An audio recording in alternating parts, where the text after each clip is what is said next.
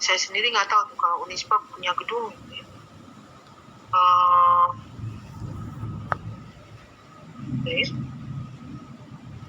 Penyusutannya dihitung nggak? Nah, sekarang misalkan dalam kondisi perusahaan di mana 50% dari 300 juta merupakan modal pinjaman dengan tingkat suku bunga 20% per tahun. Maka dapat dilakukan perhitungan sebagai berikut. Ya. Tadi pendapatannya 400 juta kan. Kemudian ini sudah ya.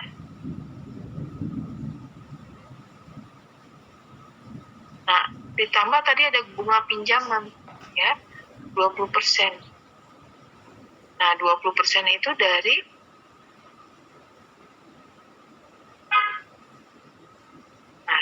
kan 150% yang modal pinjaman dari lu. Dengan bunga 20%, berarti 150 juta kali 20%. Ya. Maka di sini bunga pinjamannya adalah 30 juta. Maka laba sebelum pajaknya adalah mana ini? 400 juta dikurangi biaya ini jadi dikurangi 300 juta sehingga sisanya 100 juta. Baru dikurangi bunga pinjaman 30 juta. Maka laba sebelum pajaknya adalah 70 juta. Kemudian ada pajak 50%, ya. 50% dari 70 juta berarti 35 juta. Maka laba setelah pajaknya adalah 35 juta. Nah, dalam aliran masuk dengan modal pinjaman, maka dapat dihitung aliran kas bersihnya adalah seperti ini. Nah, untuk Anda lebih jelas, saya ada tugas ya. Tugasnya Anda juga menghitung cash flow seperti ini. Nah, sekarang kita masuk ke kriteria investasi.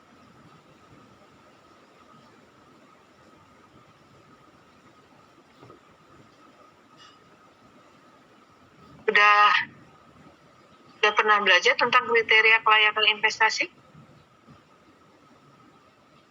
Belum, Bu. Belum? Itu kan ada di analisis investasi ya, harusnya. Ada mata kuliahnya, tapi di semester ini juga mungkin ya. Oke ya, kriteria kelayakan investasi. Jadi ada beberapa metode yang digunakan untuk menilai layak tidaknya suatu investasi. Ya. Jadi investasi itu apa? Kegiatan menambah modal, itu investasi. Kegiatan membeli pabrik, membeli gedung, membeli mesin, itu adalah jenis-jenis investasi. Ya. Nah, kriteria ini bisa menggunakan beberapa metode. Ada yang disebut dengan net present value, ada net ratio benefit and cost, ya. Kemudian gross ratio benefit and cost, kemudian internal rate of return, dan payback period. Ya. Nah, untuk net present value, maka ini rumusnya. Sigma BTB itu adalah benefit, T itu adalah cost, ya. 1 plus I itu adalah tingkat bunga, T ini umur ekonomis, ya. Ini harusnya berpangkat T, ya. Nah,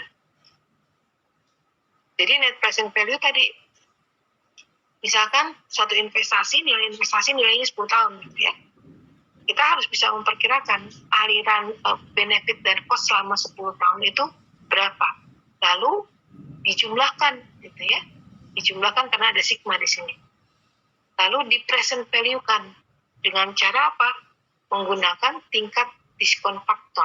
Makanya saya lampirkan di WA Group itu ada tingkat diskon faktornya. Ya. Nah, kemudian ini rumus net present value. Ya. Nah, kriterianya apa? Kalau dari hasil perhitungan net present value-nya lebih besar dari 0, maka proyek layak untuk dilaksanakan. Ya. Tapi jika lebih kecil dari 0, maka investasi atau proyek itu tidak layak untuk dilaksanakan.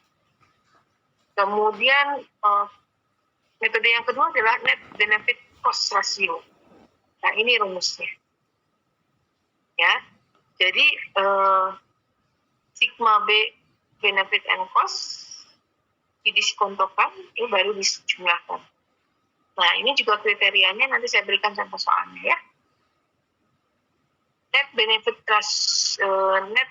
cost ratio merupakan perbandingan antara present value positif dan jumlah present value negatif.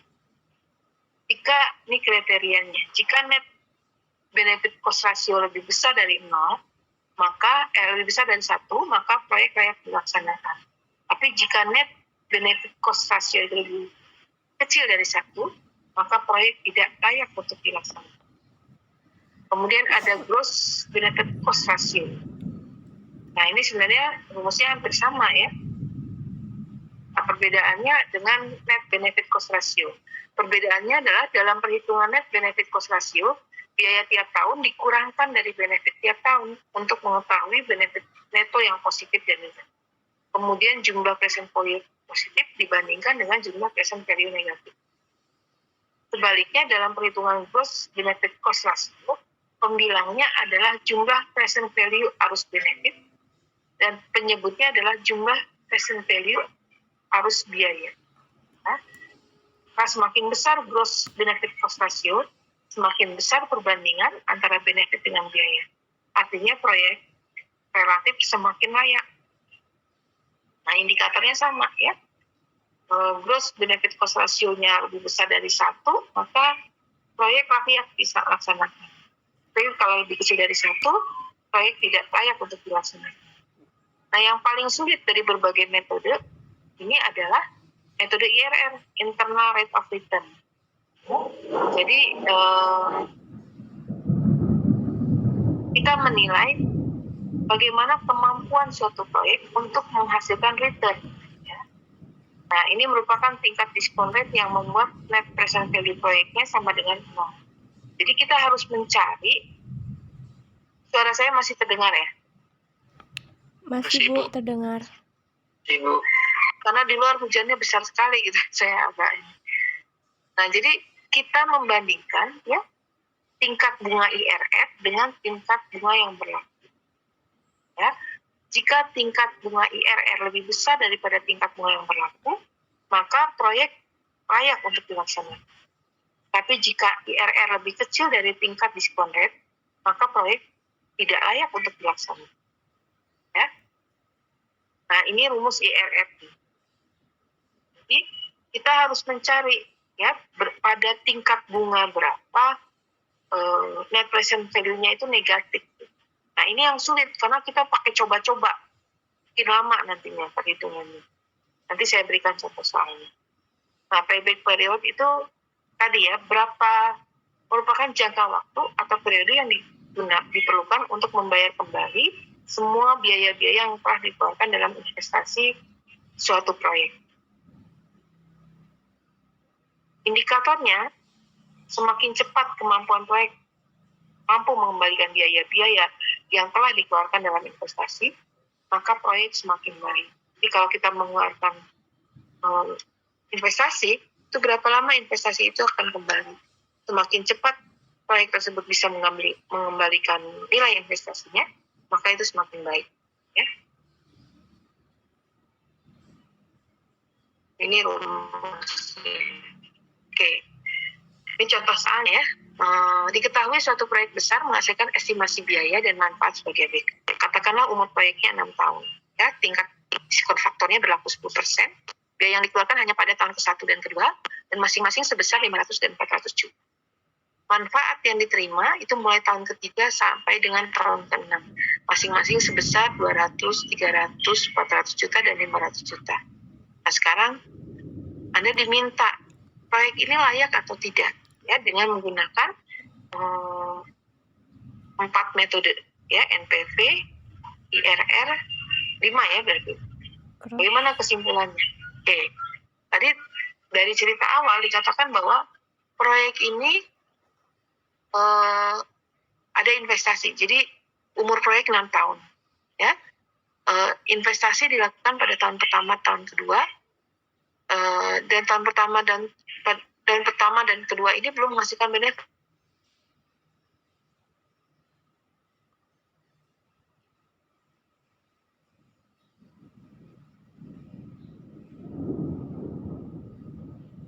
Ya, masalahnya hilang lagi.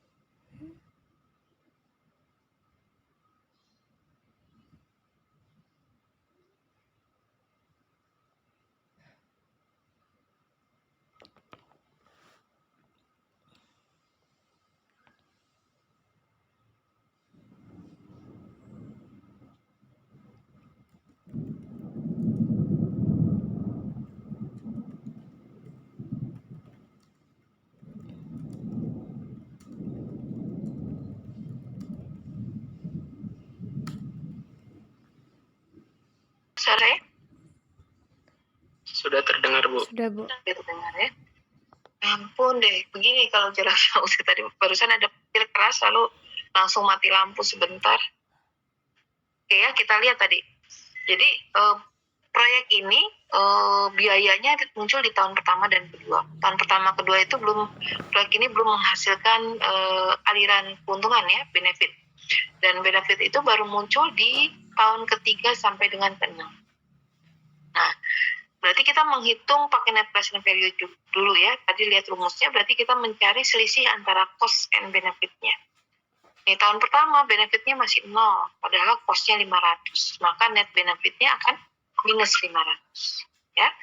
Kemudian tahun kedua benefitnya masih 0, cost-nya sudah 400, berarti net benefitnya min 400. Nah, tahun ketiga cost-nya sudah nggak ada, tetapi ada benefit. Ya. Berarti benefit 200 dikurang 0, 200, 300 dikurang 0, 300, 400 dikurang 0, dan seterusnya. Ya. Nah, ini adalah net benefitnya gitu. Nah, Anda lihat di tabel diskontonya. Coba buka itunya ya, WA grupnya. Di situ saya berikan tabel diskonto. Jadi di tabel itu sebentar. Kita lihat tabelnya, Bu. Tabel tersebut ini saya dapatnya screenshot, tapi Anda bisa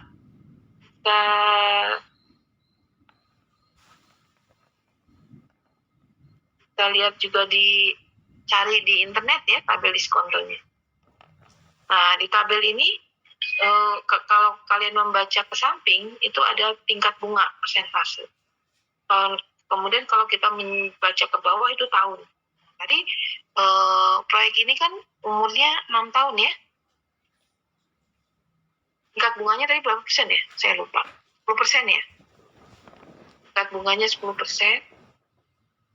Nah, tahun pertama itu 0, diskon faktornya ya, Anda lihat di tabel itu 0,9091 ya. Tahun kedua 0,8264. Artinya gini, kita kan mempresent value-kan nilai uang tahun ke depan, tahun sekarang itu berapa harganya ya. Nah, kalau nilai uang sekarang dihitung sekarang, berarti kan nilai 10.000, nilainya juga kan 10.000 kan. Maka di sininya diskon faktornya akan satu di sini tahun ke-0 itu. Ya. Tapi tahun pertama nilainya sudah berkurang kan? Karena inflasi. Kalau diskon faktornya 10% tadi nilainya 0,9 diskon faktornya 0, ini mana sih terus 0,9091 ya. Maka kita kalikan gitu. Kita kalikan net benefit ini dengan diskon faktor. Artinya keuntungan yang minus 500 di tahun pertama itu sekarang nilainya minus 500, di tahun ke depan jadi minus 4,50 ya. Atau di tahun ketiga nih, di tahun ketiga nilai sekarangnya 200, tapi di tahun ketiga, ya 3 tahun mendatang, nilai uang 200 itu hanya nilainya 150, sekian. Karena tadi saya bilang apa? Makin lama nilai uang itu akan semakin turun. Karena apa? Karena ada inflasi. Inflasinya makin tinggi, ya nilai uang makin kurang. Bahkan di tahun ke-6 ini net benefit yang 500, 6 tahun ke depan itu hanya nilainya 282. Ya, jadi net benefit ini harus kita deflasikan, kita nilai sekarang gitu. Melalui apa? Melalui diskon faktor ini. Diskon faktor ini dapatnya dari mana? Dari tabel diskonto. Jadi kita tidak usah menghitung, kalau dirumuskan ada benefit dikurang cost dibagi 1 plus I pangkat T, ya. T itu tahun pertama, tahun kedua, tahun ketiga gitu. Jadi nggak usah dihitung melalui rumus itu, sudah ada di tabel ini gitu. Tinggal lihat tabelnya, ya. Nah, setelah kita present value kan nilai-nilai ini, baru kita jumlah. Ya, kita jumlah ternyata nilainya 100, sekian. Nah, tadi kriterianya apa? Kalau net present value-nya itu lebih besar dari 1, atau lebih besar dari 0 ya, lebih besar dari 0, maka proyek itu layak untuk dilaksanakan. Ya, tapi kalau lebih kecil dari 0, proyek tersebut tidak layak dilaksanakan. Kalau kita lihat karena nilainya 100, lebih besar dari 0 kan, maka investasi tadi itu layak untuk dilaksanakan. Nah, ini adalah metode net present value.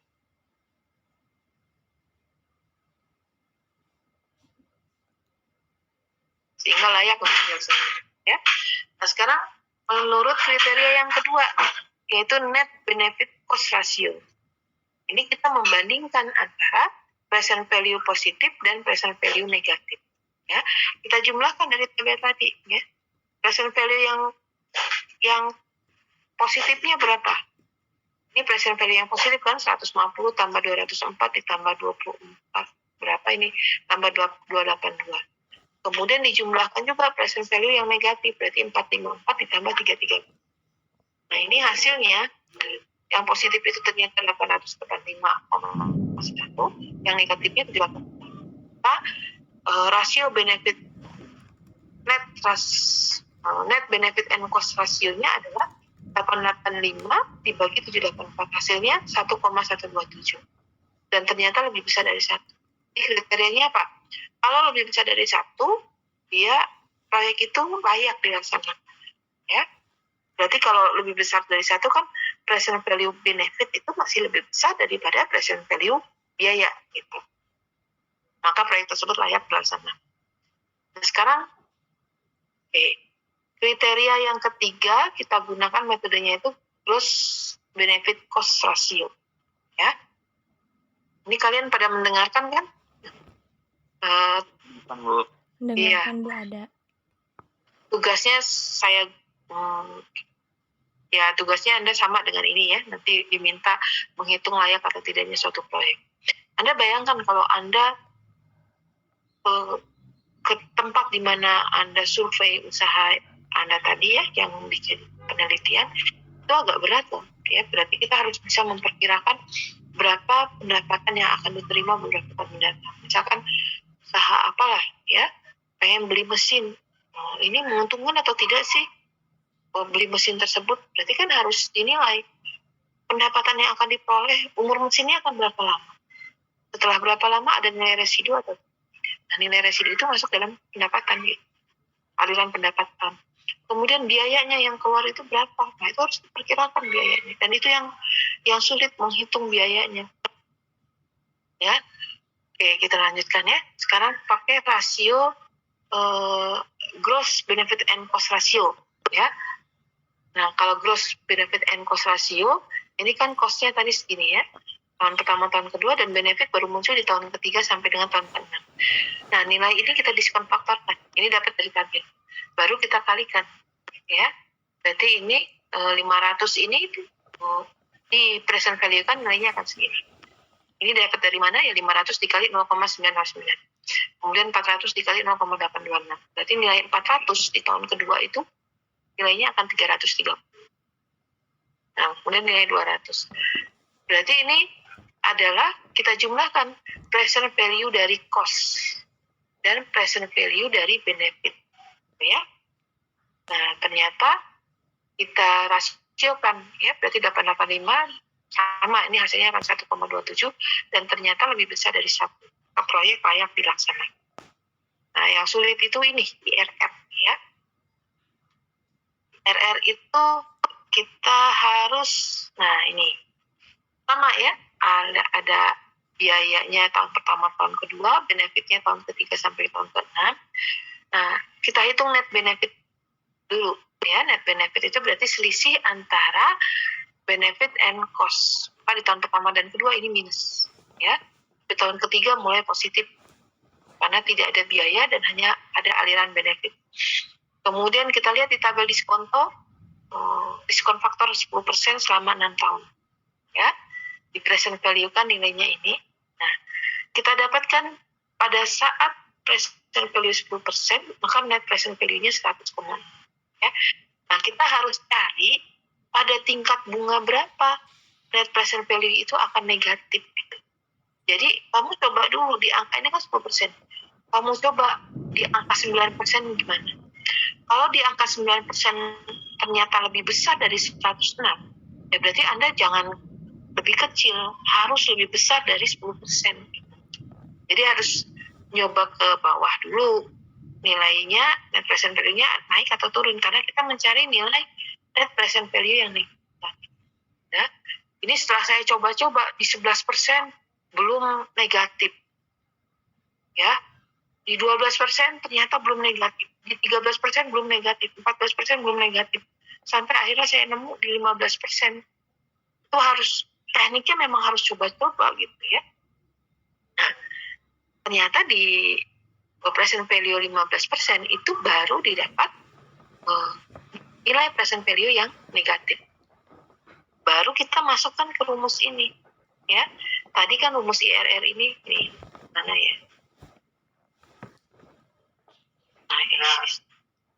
Nah, ini IRR-nya adalah I pertama, ya, tingkat bunga pertama berapa tadi? 10% kan? Kemudian NPV pertama 100,9 tadi, ya. Kemudian dibagi NPV pertama 100,9 dikurangi NPV kedua minus tadi, ya. Yang minus itu NPV kedua. I2-nya itu adalah 15%, ya. I1-nya berapa? 10%. Nah, masukkan ke rumus ini gitu. Data-data yang tadi.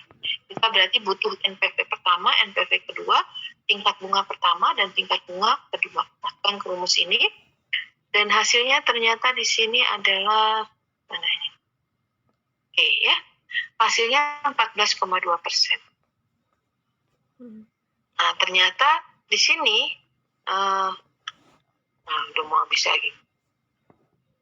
14,2%, ya. Artinya kemampuan proyek menghasilkan return sebanyak 14,2%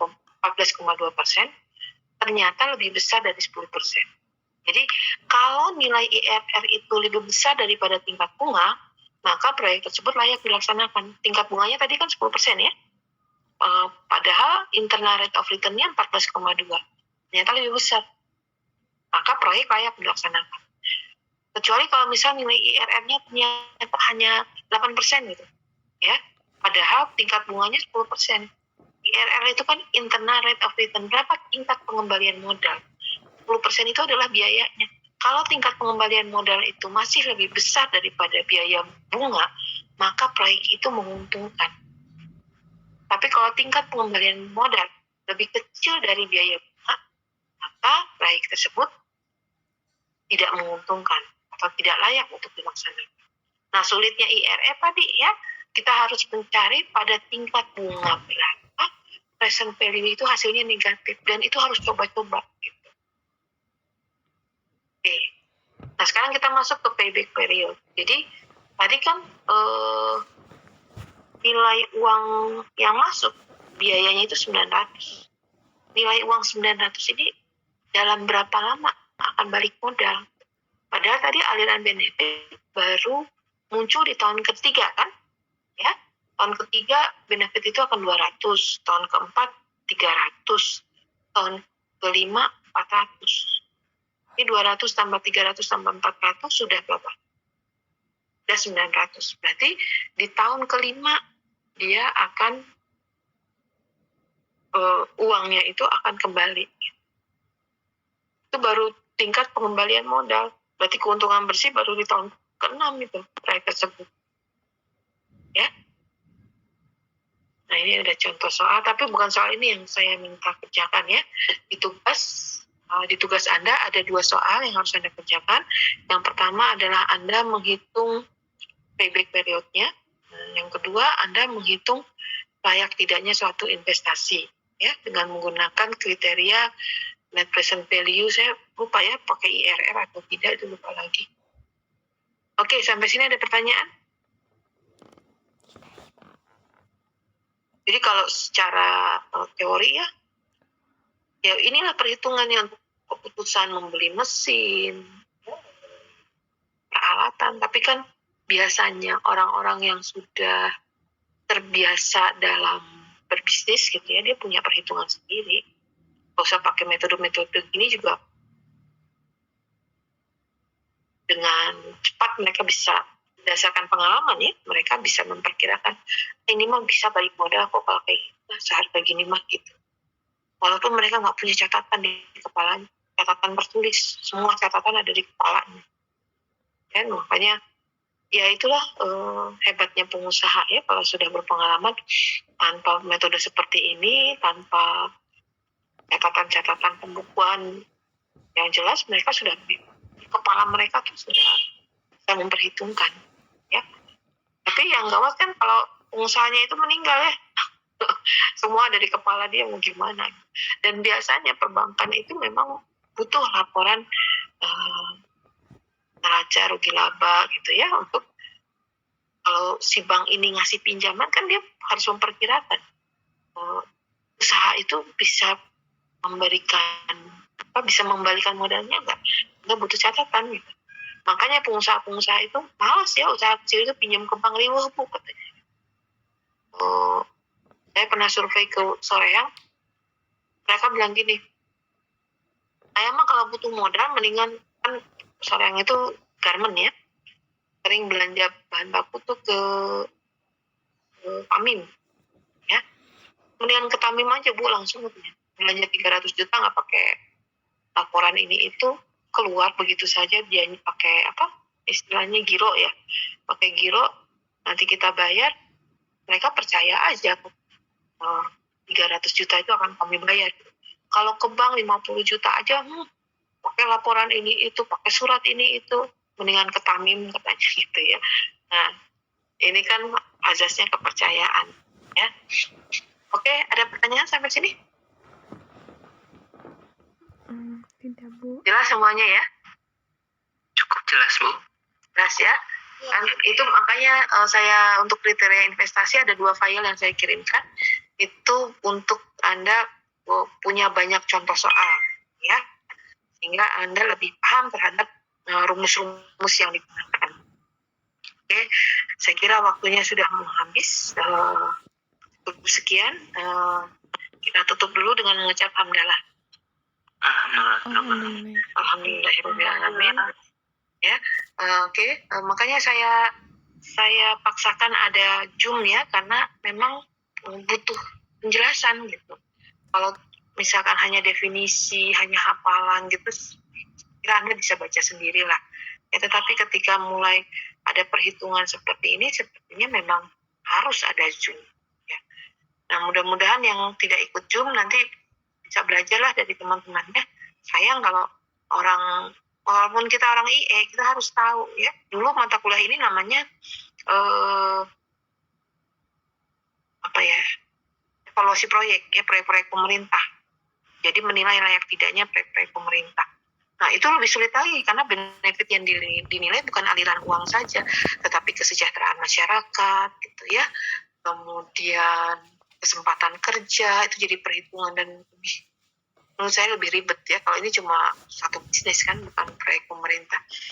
Tapi karena kita punya target menghasilkan usahawan-usahawan, maka jadi mata kuliahnya dulu udah jadi studi kelayakan bisnis.